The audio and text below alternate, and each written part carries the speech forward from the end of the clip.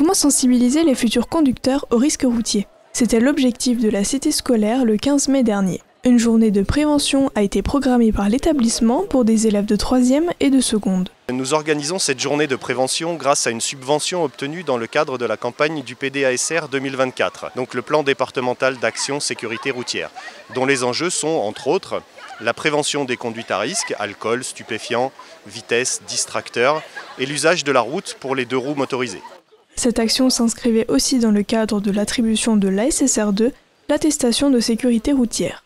Donc nos élèves passent l'ASSR 2, donc l'attestation de sécurité routière qui est nécessaire pour l'obtention du permis de conduire.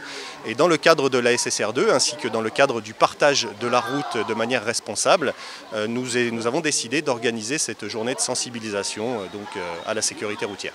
La journée a permis d'aborder différentes thématiques.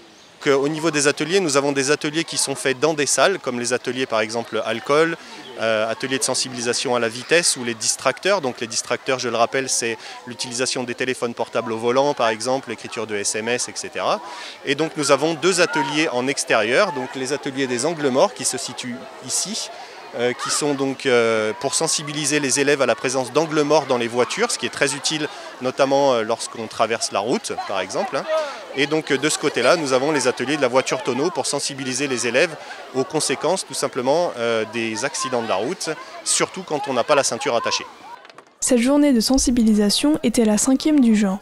Elle était organisée en partenariat avec le centre de formation à la conduite Eugène Formation.